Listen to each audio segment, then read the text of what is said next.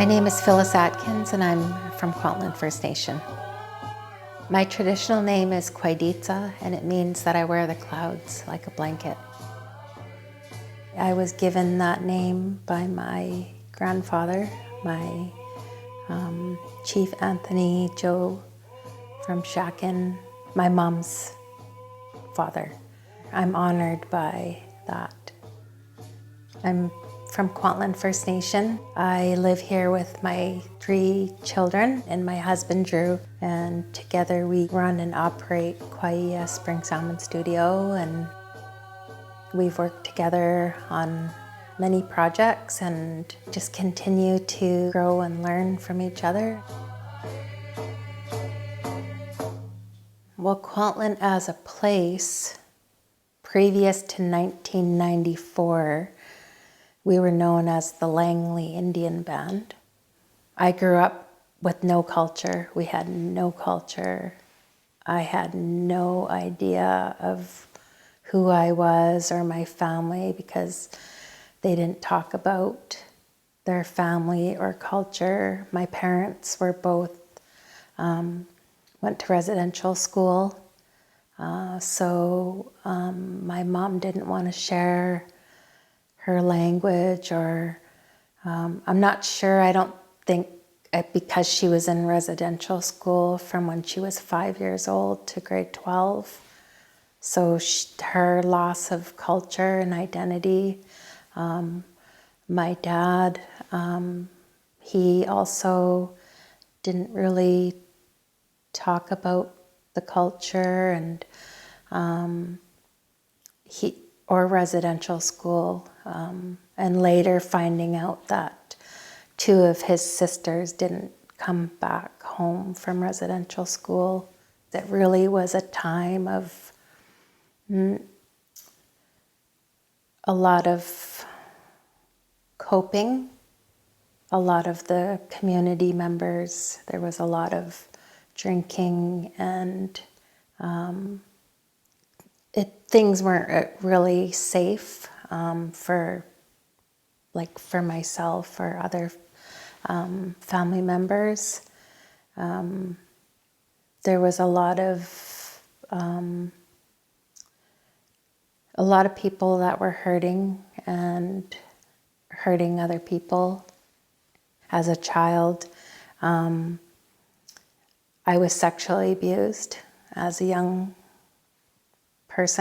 child. And I was raped when I was 12. I actually tried to kill myself when I was 13, and later when I was 18. And basically, my addiction, it's like it's bound to happen if you just keep doing the amount of drugs that I was doing. It was bound to happen sooner or later. But actually, it was with my mom. I distinctly remember, we were in her kitchen, and I was full on in my drug addiction, and we got down on our knees and we prayed together, and I asked the Creator to help me. I started making the steps towards that. I went to treatment. That's where I met my husband. That's where I met Drew. We were both in treatment together. And this is part of that divine connection.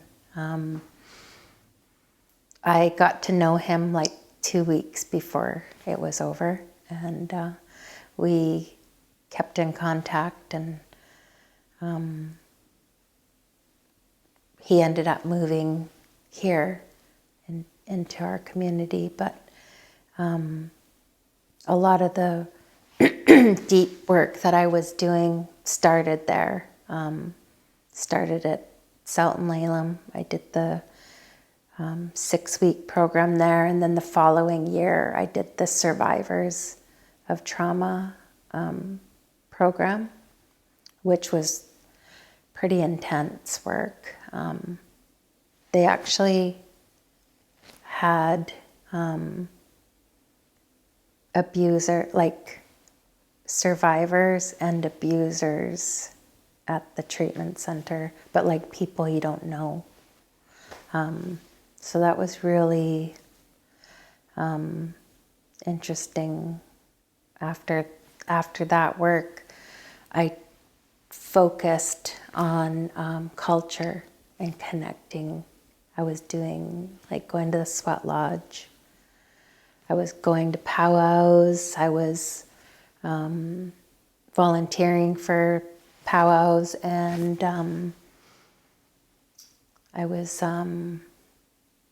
I did 4 fasts. I did 4 4-day fasts, not all one after the other, but over time. I think over 4 years I did that. But those types of cultural healing really was significant to me, and really helped me through letting go. I hold my hands up to all the people that helped me at Scout Kale, Jeff Point, Fidel Henry, Robert Thomas. A lot of people helped me through my healing journey, and I continued with counseling as well. I've done a lot of counseling. My kids were in school when I went to counseling, so they didn't know. My kids didn't know about any of this, what I was doing, because I was doing it while they were at school. And I waited till they were older. So I shared with them my past so that they could understand when they're old enough, like why we don't have people over at our house, why we've only had 2 parties, one Drew's 50th and our friend's wedding, but all these things, so they could understand their mom, trust issues and anxiety and my depression, and sharing, just being open and honest with them so that they have a better understanding of, why are we living this way? Drew and I being recovering addicts that, just try to keep them away from that path and let them know, if we know what's down that road, don't go that way. We try to focus and shift them to a more positive way of life. And I think that's why we encourage art with them, because we know how much, and both Drew and I have said that art has saved our lives, and that, for me, art really helps, again, to just get that movement, move it out. I really feel like it's, the way that I think of it is like taking something really terrible or awful and still being able to make something beautiful from that. Some of my really artwork that's been really detailed, and people are like, oh, how did you do that? I'm like, I have no idea. I just go into this zone, and some of my best work is when I was going through the worst time. Through my healing, I've been on this journey for like I said, for 25 years. So I just deal, when something comes up from my past, like a trigger, I deal with it the best way that I can. But what helps me the most and pulls me through is my artwork, like sitting down and painting or drawing or engraving. Or at the time I was doing oil painting. So to be able to put down, express myself through movement in the paint, and where words weren't, I wasn't able to express the words, so that helped me to move through that and move past and work through with it. So my art therapist, her office was above Barbara Bolt's gallery in Fort Langley. And I would go in and visit with Barb, look at all her paintings before I went up to my appointments. And as we, I was with her for quite some time, and it was time for her to retire, and I was not ready to let go of her, but she was, it was actually her idea for me to connect with Barb. And she said, maybe you should think about taking some lessons. And I thought about it for quite a while, and Barb, I would be visiting Barb in her gallery, and she'd always say, I teach classes. If you want to come, you can join my class. And one day I called her up and I was like, yeah, I'm going to do it. I want to come to your class. And that was, 1996.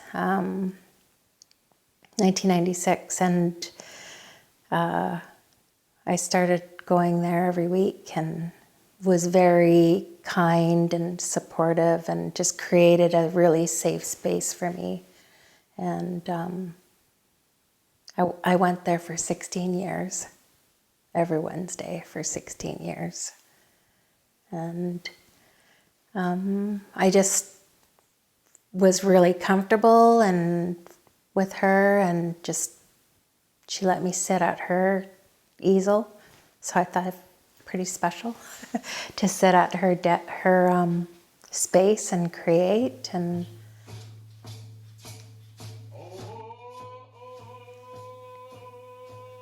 I feel that the artwork is still part of my healing each time. My sister Marilyn had mentioned that before, to cover something with something good. Not meaning hiding it, but like replacing it with something good. That was really a big part of my healing.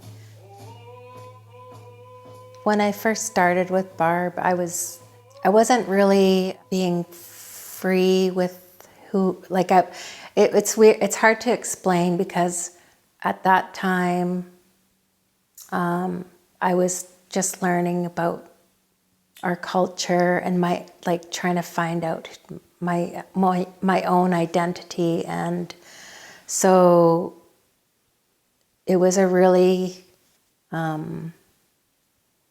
want to say that I felt like I was a little bit lost there in the beginning. And it wasn't until I started I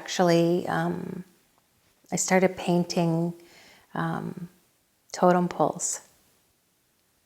And my mom actually has all my really good paintings at her house. But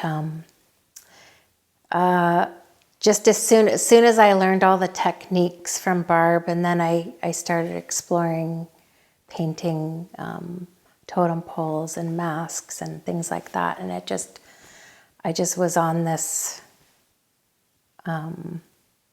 it just took me to another place. And it helped me connect in that way it was actually through other people's art. It's Roy Henry Vickers paintings it's over at my mom's house. But just learning the different techniques. I don't know how to explain it. It opened something inside me that I was like, whoa, what is this? Like, I want to do more of this. And I was able to continue with that and explore. I started getting into soft pastels and now doing acrylics and just challenging myself each time over the years. I had no idea I would be on where I am today. You could say that. It started out really as my healing journey, and it was working for me. So that was pre-Kwantlen. But yeah, there was a lot of hurting. I could say that people were hurting and dealing with things in the way that they knew how to. And then when my dad was given the title Grand Chief, he actually passed his title over to my sister Marilyn in 1993. And then in 1994, they reclaimed our Kwantlen name. That was really good. It was really a good new start for our community. Marilyn and Tumia and Marilyn, Gabriel, Tumia Knott, and Les Antone were appointed the new chief and council, and they made the decision to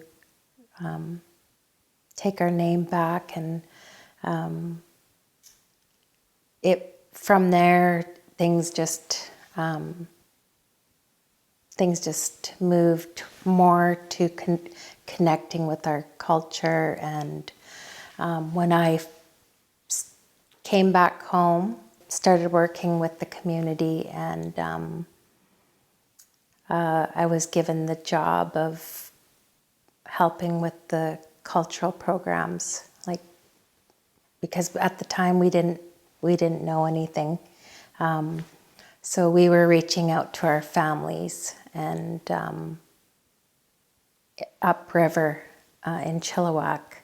So Stephen and Gwen Point, Herb and Helen Joe, Gilbert, Joe, and Betty Henry. And we had Wendy Ritchie and Arnold Ritchie come down and share the different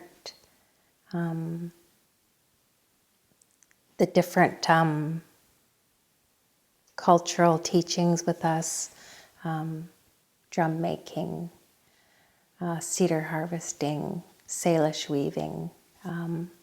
My Auntie Helen was teaching the language, Halkamalem at the time, so we were incorporating the language in our classes that we were doing when we were doing weaving.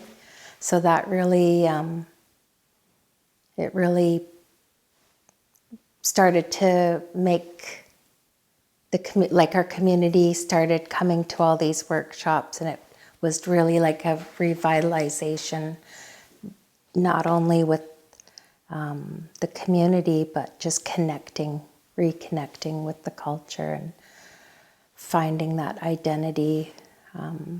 I guess our friends from the time when we were the Langley Indian Band, I think our friends at that time are really blown away by how we've grown as a community, as Kwantlen.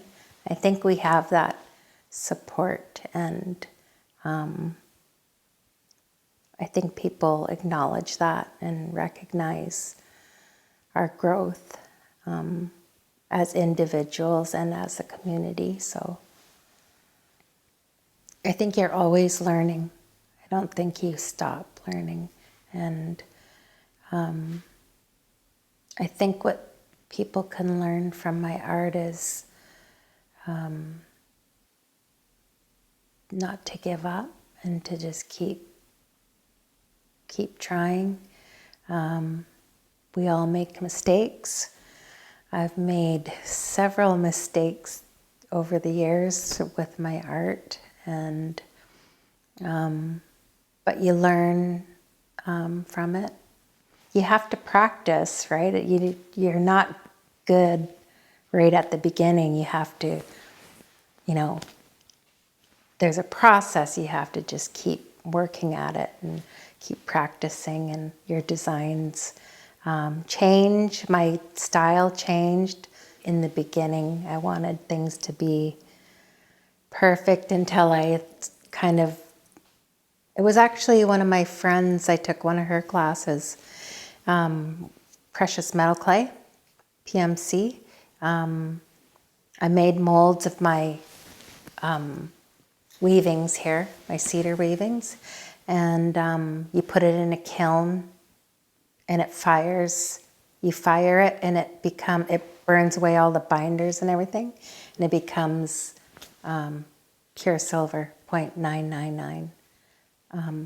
But she, it was almost like she gave permission in that class because some of the jewelry that she would make, it's kind of like clay, and she would be like, oh, it doesn't have to be perfect. I'm making this earring this shape. I'm going to make this, the other side, this shape. They're going to have the same pattern, but they don't have to be exact. It doesn't have to be perfect. And I was like, what? It doesn't have to be perfect? She's like, no, it doesn't have to be perfect. It could just be however it turns out, that's the way it's going to be. And I was like, my mind was like, yes, I get to not be perfect. So that class was really freeing for me, because up until I met her, I felt like everything had to be perfect, and so it was interesting. I feel that revitalization looks like creating opportunities and safe space for Indigenous artists to share their gifts, to support and promote them. I feel there are a lot of people, non-Indigenous people, that want to help and support and work together and learn. Since the findings of the children at the residential schools, we've actually had a lot of people reach out and want to support, but they just don't know how. So, and I feel like the work that we're doing is just creating those opportunities for them to be able to participate or support in any way and become allies. We need allies in this also. Just creating that opportunity to learn from one another and to share respect. There's value in what each artist has to share. Creating that space for them to do it in a good way.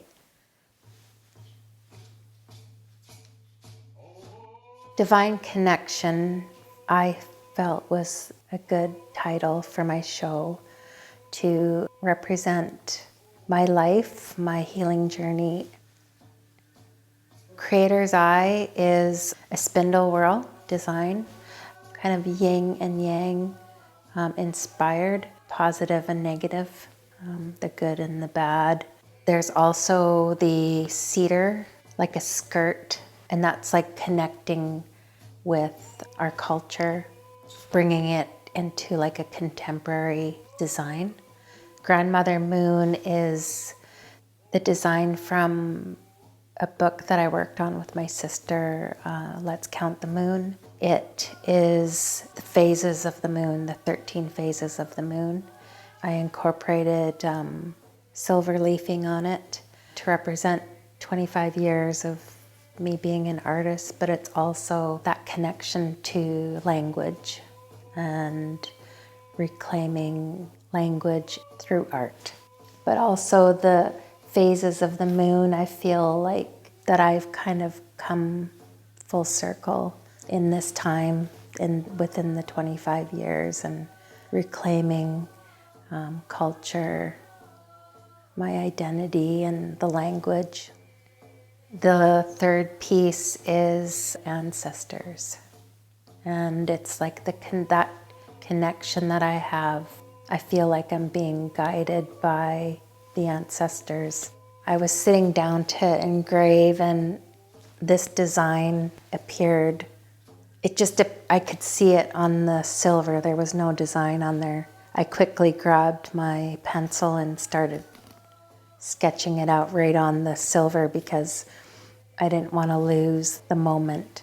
And it's more use of shapes, but there's also 4 of the Salish eye or the creator's eye around in a circle, and using the crescents for something like, what's happened with residential schools, the intergenerational trauma.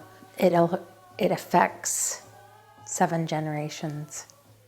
And I think that when you do something also in a positive way, that also affects the 7 generations. To be able to express myself in different mediums and also connecting with my culture, and I feel this connection in the work that I'm doing. I feel that it's a step forward in that healing and the positive change that I'm trying to do every day in my own life, with my own family, in my own community. Now giving back and trying to create those opportunities for other people in the community.